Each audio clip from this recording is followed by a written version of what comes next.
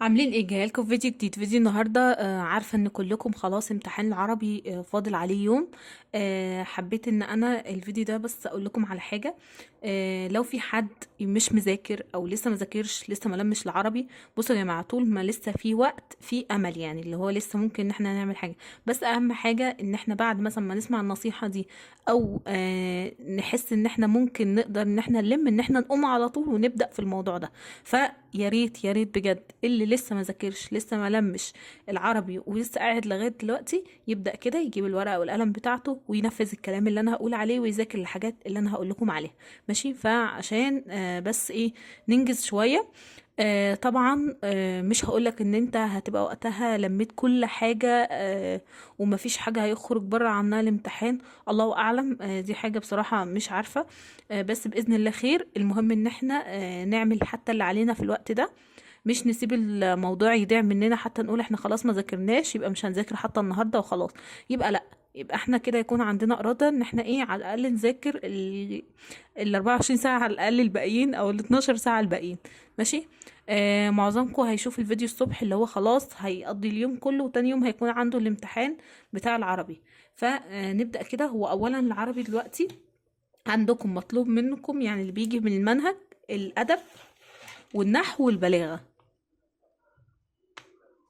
الأدب ونحو وبلاغة، يعني أنا دول بس اللي عايزاهم من المنهج. الباقي بيكونوا حاجات معتمدة على ايه، على ان انت حلل ايه، نصوص كتيرة، يعني قراءة كتيرة، الكلام ده. فأنا اللي يعتبر هعرفهم من المنهج الأدب والنحو والبلاغة. الأدب بكون عايز أشوف ايه المواضيع اللي عندي واحفظ أهم الأسئلة الموجودة. النحو بكون عايزة أعرف أسماء الدروس اللي عندي وأحل عليها قطع كتيرة. البلاغة نفس الكلام، أعرف أسماء الدروس اللي عندي وأحل عليها قطع كتيرة. طب أنا دلوقتي المفروض إن أنا ايه اللي اعمله في الوقت ده وايه اللي هينقذني في الوقت ده؟ ان انا اكون عايز ملخص للادب وملخص للنحو وملخص للبلاغه. وده اللي انا فعلا جبته لكم. كام ورقه كده. كانت قريبتي في اولى ثانوي معاها كام ورقه لمين الادب والنحو والبلاغه، وكويسين جدا، وفيهم برضو جزء القراءه والنصوص عشان تشوفوا تشوفوا يعني قطع على القراءة أو قطع على النصوص وبتيجي ازاي. عايزة أقول لكم إن النصوص والبلاغة قريبين جدا من بعض، والناس اللي بتكون شاطرة في البلاغة بتكون شاطرة في النصوص، لأن النصوص بتكون جاية من بره وبيطلب منك برضو حاجات شبه البلاغة كده. فاحنا هنبدأ كده. لو انتم معاكم مراجعة أدب من حد زميلكم أو مراجعة نحو أو مراجعة بلاغة، نبدأ إن احنا نشوف الدروس بتاعتنا ونراجع عليها ونطبق عليها. يعني انت أكيد المراجعة بيكون فيها كده ايه، كام سؤال وفيهم حل، نشوفهم ونبدأ نشوف يعني مثلا احنا بنحل صح ولا غلط. هتلاقوا اول مرة بتحلوا كله غلط، مش مشكلة. تاني قطعة هتلاقوا نفسكم الدنيا بدأت تمشي شوية. والنحو اكيد عندكم اساسيات شوية، على الاقل من تالتة اعدادي، مش هيكون كله مفيش، لا اكيد هيكون عندكم حتى في الاعراب شوية. لو حاجة استخراج ممكن يكون عندكم شوية. فواحدة واحدة هتلاقوا ان انتوا نفسكم بتلموا الدنيا. ممكن ان احنا نشوف للحاجات دي مراجعات على اليوتيوب. بس انا لقيت الورق ده بصراحة كويس، فهنزله على جروب التليجرام اللي انا بسيب لكم اللينك بتاعه في اول كومنت مثبت. ادخلوا ونزلوا الورق ده وابداوا ان انتوا تذاكروا منه.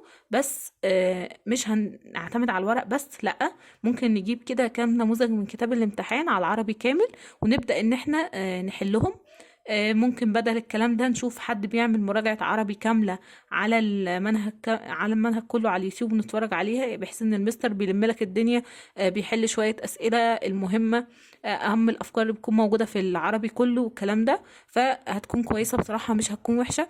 ده اللي انتوا تقدروا تعملوه في الوقت ده. لو عندكم مراجعة نهائية أي مستر عاملها بكرة، روحوها، هتبقى مفيدة بالنسبة لكم. لو انت قعدت في البيت الساعتين دول مش هتقدر ان انت تلم فيهم نفس الكم اللي المستر هيلمولك يعني في المراجعة. ده كده الكام نصيحة اللي انا عايزة اقولها لكم. امتحان العربي بقى بصراحة ما بقاش تقيل زي زمان، بقى خفيف. بس اللي يلمه صح. القراءة زي ما قلت لكم معتمدة على ان انتوا تكونوا حالين قطع كتير، ونفس الكلام برضو في النصوص. فربنا معاكم. و اي حد عايز يدي اي نصيحة في العربي وتقدروا ان انتوا تلموه ازاي، لو حد مذاكر كويس، حد شاطر في اولى ثانوي في منهج العربي ولم الدنيا، يقول لزمايله يقدروا ان هم يعملوا ايه في الوقت ده. وفيدوا بعضكم. اللي بيقول معلومة لغيره بجد بتكون حاجة كويسة جدا. فبلاش نبخل على بعض بالمعلومات دي. ولو عندكم اي فيديو مثلا شايفين ان هو كويس، حطوا اللينك بتاعه في الكومنتات وقولوا ان الفيديو بتاع العربي ده كويس، تقدروا ان انتوا تلموا من خلاله، بس حاجة تكون متأكدين ان هي كويسة. بس كده، وربنا معاكم وما توتروش. ده امتحان مش نهاية العالم ولا اي حاجة. بس فربنا معاكم. ما تنسوش بقى لو عجبكم الفيديو نعمل لايك للفيديو، اشتراك في القناة، وشير كل اصحابنا. هسيب لينك للتليجرام في اول كومنت مثبت.